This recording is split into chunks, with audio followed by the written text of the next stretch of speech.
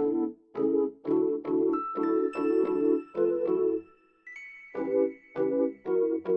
guys, welcome back to today's new video. So this is Karan and you guys are watching my YouTube channel and ये particularly कोई भी vlog नहीं होने वाला है. This is going to be a video and you can say this is going to be a story time video. और अभी तुम देख सकते हो लिटरली कितना प्यारा मौसम हो रखा है. अभी थोड़ा सा यहाँ पे तुम्हें एक ब्लैक सा डॉट दिख रहा होगा. दैट इज़ ड्यू टू कि मेरे फ़ोन का थोड़ा सा कैमरा ख़राब हो चुका है. पूरा फ़ोन ही ख़राब हो चुका है. I will be going to buy a new phone with my own money. ये मेरा कुछ अभी तो यही प्लान है.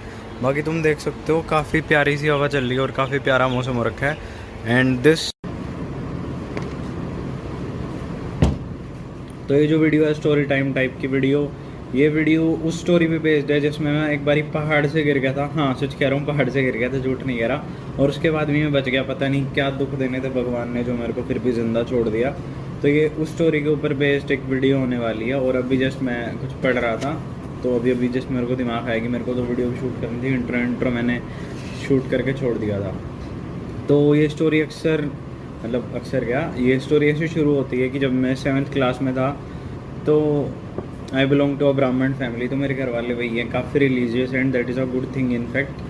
तो मैं और मेरे दादा दादी जी एक बार गए हुए थे हरिद्वार. एंड हरिद्वार में हम एक धर्मशाला में रुके थे उस time. I was in 7th, यानी कि अभी जैसे मेरा ड्रॉप था तो अभी मैं 19 साल का. तो तब मैं शायद से होगा 12 या 13 साल का मैं भी.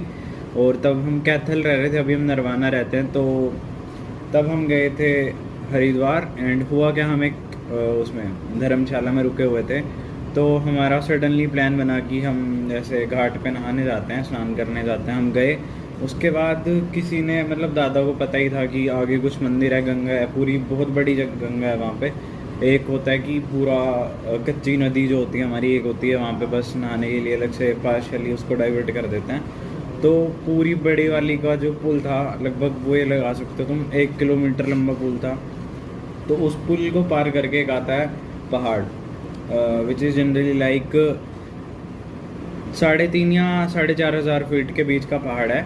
और उसके ऊपर है काली माता का मंदिर, या फिर कोई भी माता है, मतलब दे कैन भी शेरा वाली माता ऑल्सो. तो उनका मंदिर है वहाँ पे. तो मेरे दादा ने कहा कि हम चलते हैं. और मेरी दादी जो है वो थोड़े से हैवी हैं और वो बूढ़े भी हैं काफ़ी ज़्यादा, मतलब इतने फिट नहीं है, तो उनसे चला नहीं जाने वाला था. तो देन हमने डिसाइड करा कि मैं और मेरे दादा वहाँ पे जाने वाले हैं. अब उसके बाद हुआ क्या, हम जा रहे थे, ठीक है. तो मेरे को उस टाइम नया नया शौक चढ़ा था मैन वर्सेस वाइल्ड देखने का. तो उस शौक के चलते चलते मैंने क्या करा, मैंने मेरे दादू कहा कि आप सिंपल रास्ते से जाओ, बूढ़े हो रखे हो, मैं जवान बच्चा हूँ, मैं पहाड़ वाले बीच के रास्ते से जाके चढ़ूँगा, ट्रैकिंग करूँगा, इन शॉर्ट तुम कह सकते हो. तो ठीक है, दादा भी मेरे ऐसे ही हैं, बिल्कुल बेफिक्र आदमी कि ठीक है बढ़िया है, जा, कोई दिक्कत नहीं है. तो हुआ क्या, मैंने शुरू करा. ठीक है, मैं चढ़ रहा हूँ. लगभग तुम ये लगा सकते हो मैं 1.5-2 हज़ार फीट चढ़ गया होगा. एंड पहाड़ का जो रास्ता होता है वो कच्चा होता है. ठीक है, मतलब अगर वहाँ पे कुछ भी पेड़ है तो तुम उसको ऐसे विदाउट, तू आ जा भाई बीच में. तो वहाँ पे अगर कुछ भी पेड़ है तो तुम उसे विदाउट पूरा ऐसे क्लैरिफाई करे एक बारी पकड़ नहीं सकते, क्योंकि वो कभी भी गिर सकता है. क्योंकि मेन बात ये होती है वो मिट्टी में तो होते नहीं, तो उनकी जड़ बिल्कुल वही है, कच्ची होती है.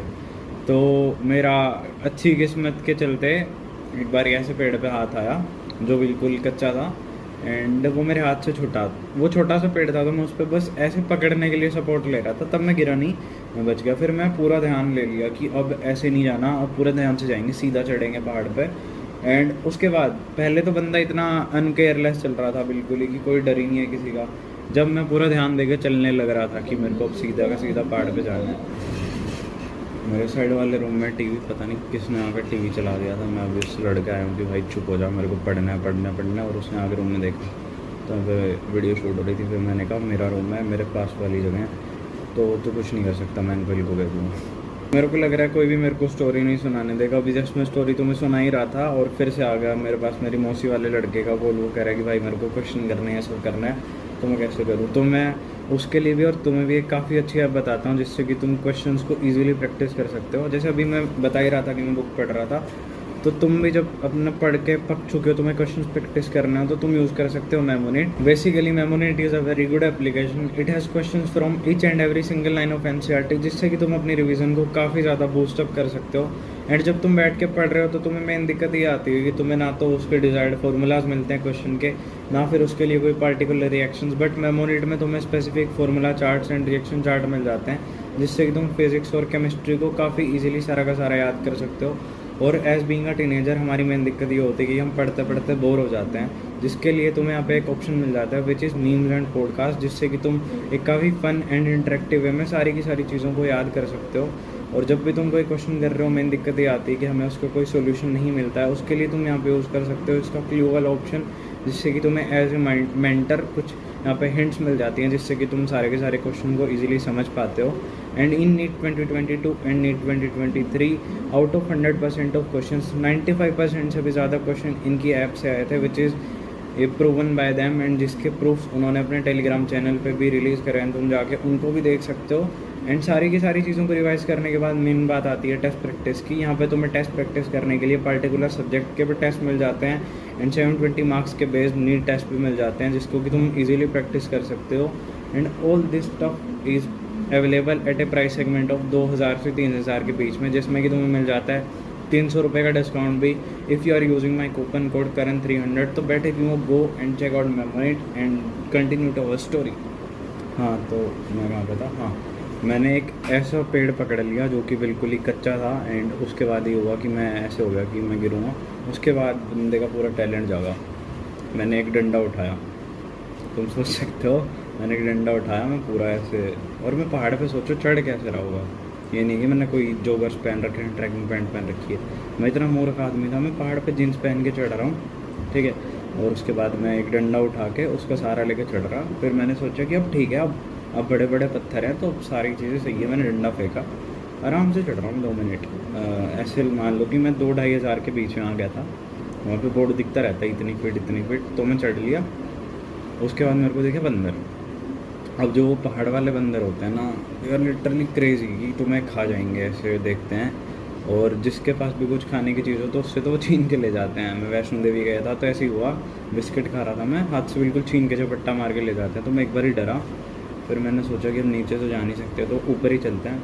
मेरे साइड में बंदर चल रहे हैं, मैं ऐसे देख रहा हूँ, मेरी पूरी फटी पड़ी है कि ये करने क्या वाला है।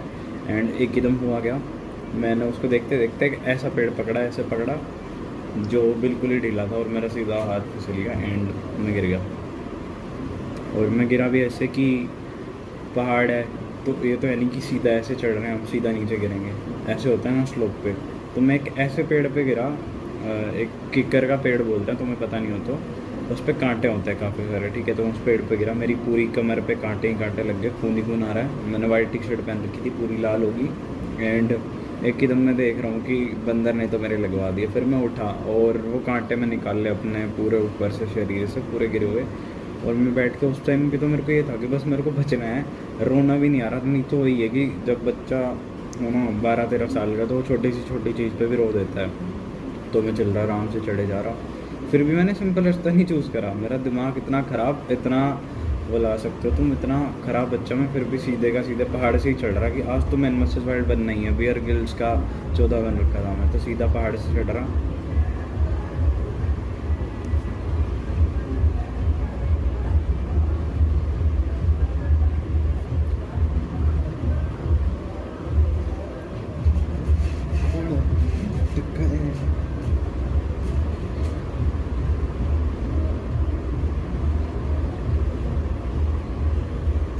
हाँ, तो मैं सीधा के सीधा चढ़ रहा था, मेरे पूरी चोट लग रखी, खून आ रहा है मेरी टी शर्ट से। मैं ऊपर जाके चढ़ा मंदिर पे फाइनली। फिर मेरे को मेरे दादा ने कहा था अगर तू थोड़ा सा जल्दी पहुंच जाए, क्योंकि उन्हें लग रहा था मैं पहुंच जाऊंगा। एंड दैट वाज ट्रू, मैं बहुत जल्दी पहुंच गया। मैं इतना ऊंचा पहाड़, जैसे अगर सिंपल आदमी को जाना हो वो स्लोप ऐसे, तो मैं ऐसे घूम के जाना पड़ेगा, मैं बिल्कुल ऐसे जा रहा हूँ, ठीक है। मैं पहुँचा, उसके बाद मेरे पास पैसे पड़े थे, तो मेरे दादा ने कहा था कि नारियल लेके मंदिर में चढ़ा देना। मैंने चढ़ा दिया। मैं वेट कर रहा हूँ कि आएंगे घर वाले, आएंगे दादा आएंगे, कोई नहीं आया। मैं 10 मिनट बैठा रहा, कोई आ ही नहीं रहा है। मैं खाली बैठे बैठे बोर हो गया। अब ऐसे में तुम खुद सोच सकते हो, गर्मी का टाइम है, गर्मी में ही लोग पहाड़ों पर जाते हैं, ठीक है। और उस टाइम पे इतने पसीने निकले हुए मेरे कि मेरे को ऐसे लग रहा था मैं बस मरने वाला हूँ। 10 मिनट रुका मैं, मैंने मंदिर में पूछा कि कोई आए थे क्या, ऐसे मेरे दादा आए थे क्या, नाम नूम बताया, तो उन्होंने कहा कि कोई भी नहीं आया है अभी 10-15 मिनट से, तो एक भी आदमी नहीं आया है। तो मैं फटी, मैं कहा भाई मैं तो अकेला रह गया, घर वाले छोड़ गए। मैंने सच में सोचा कि मेरे घर वाले मेरे को छोड़ गए। फिर मैं ऐसे ही वेट करता रहा, मैं भाग भाग के पहाड़ के जो सिंपल रास्ता है ऐसे गोल गोल, उससे उतर के भाग के आया। मेरे को भूख लगी हुई, लिटरली मैंने सारे पैसे मंदिर में कर दिए, और जो मेरे पास 10 रुपये बचे हुए थे आखिरी में, मैंने उनका खीरा लेके खाया। वहाँ पे खीरा मिलता है ऐसे काट काट के, मैंने वो खाया। एंड उसके बाद क्या हुआ, मैं उतर रहा हूँ, मैं सिंपल रास्ते से, सेम ही रास्ते से 3 बार और गया, जैसे ऊपर गया फिर नीचे गया फिर ऊपर गया, फिर मैं दोबारा आ गया।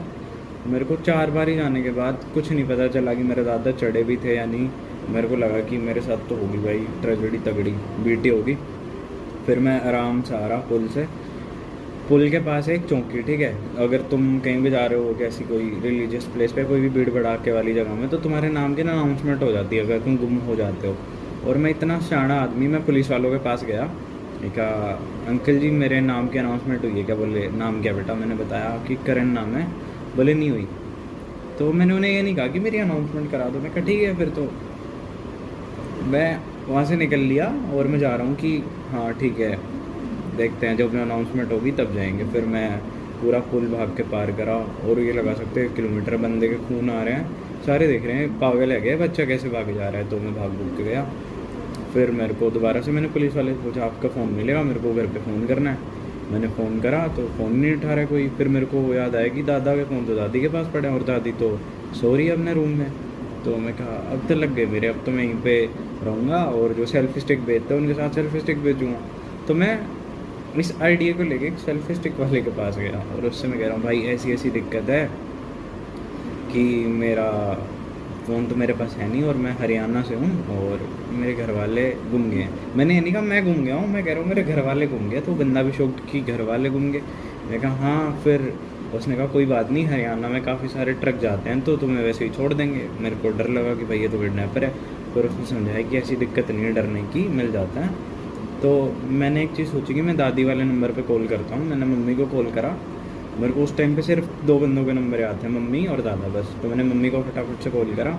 मम्मी को कह रहा हूँ मम्मी नमस्ते, आप कैसे हो, ठीक हो, मेरे को दादी का नंबर दे दो। मम्मी पूछ रही है क्या हो गया, मैं कहा ऐसे ही चाहिए। मैंने मम्मी को भी नहीं बताया मैं गुम हो रखा हूँ, और उन्होंने भी नहीं सोचा कि ये नंबर क्यों मांग रहे हैं। उन्होंने सीधा नंबर दे दिया। मैं कॉल कर रहा हूँ, कोई कॉल ही नहीं उठाया घर वालों ने। तो मैंने क्या करा, नंबर आराम से लिख के एक स्लिप पे मैं बैठ गया घाट पे जाके। वहाँ पे मैं वेट कर रहा हूँ कि कोई आएगा पुलिस वाला, उससे मैं लूँगा हेल्प। तो पुलिस वाला आया, मैंने कॉल करा, कॉल ही नहीं उठा रही दादी। फिर मैं दुकान के पास गया, मैं क्या अंकल जी कुछ मेरे को खाने को चाहिए, भूख लगी हुई है। एक था वहाँ पे जैसे होती है ना धागे वगैरह बेचते हैं, वहाँ पे चुन्नी वगैरह बेचते हैं, तो वहाँ पे गया। तो उस बंदे ने मेरे को बिठाया, बोला कि बेटा डर मत, कोई दिक्कत नहीं है ऐसी, सच सब ठीक है। तो उसने मेरे को बिठाया। फिर जाके पता नहीं कैसे हमने कॉल करा, और आधे घंटे बाद दादी का कॉल आया, मिस कॉल आई। तो कहता ये आपके घर का नंबर है? मैं कहा हाँ जी। तो बात करी, तो मैं बता रहा हूँ मैं यहाँ पे हूँ, यहाँ पे हूँ। फिर मेरे को मेरी दादी इतनी जो फिजिकली अनफिट है वो ढूंढने मेरे को आई। मैं मिला उनको बहुत मुश्किल से। फिर हम मेरे दादा को ढूंढ रहे हैं, और दादा मिले तो मैं उनको कह रहा हूँ आपको कोई दिमाग में वो नहीं है क्या, मतलब मैं आपको ढूंढे जा रहा हूँ, आप मेरे को मिल नहीं रहे हो। और फिर वो मेरे को कह रहे तो पागल वागल है, तो खुद गुम हो रखा है, हम तेरे को ढूंढ रहे तो हमारा नाम लगा रहा है। फिर ये थी एक ऐसी तगड़ी सी स्टोरी जिसमें मैं ये लगा लूँ मेरी गलती की वजह से गुम हुआ था। बाकी हाँ, अब मेरा ये एक बारी मेरे को पहाड़ों पे तो ज़रूर जाना है, और खोना तो नहीं है, एक बारी ट्रैकिंग तो करनी है। मेरे पास भी एक छोटा सा पहाड़ पड़ता है तो शाम का, लेकिन वो पहाड़ नहीं है, बस कूड़े का ढेर है। तो देखते हैं क्या रहता है। बाकी बताना तुम्हें स्टोरी टाइम वीडियो कैसी लगी, और तुम्हें मेरी कौन सी बेवकूफ़ी की हरकत ज़्यादा मस्त लगी हो या ज़्यादा बकवास लगी हो, ये भी बताना। बाकी मेरे बाल काफ़ी ज़्यादा लंबे हो रखे हैं, इसलिए मैं कैप पहन रहा हूँ भी, एंड उनको कट भी करवा लूँगा। ये देखो आगे ना आगे। तो बताना तुम्हें वीडियो कैसी लगी, एंड अगर तुम्हें ऐसी ऐसी और सच वीडियोस चाहिए हो तो do comment below, and don't forget to subscribe to my channel, और हाँ बेल आइकन भी दबा देना, and don't forget to download my money. Bye.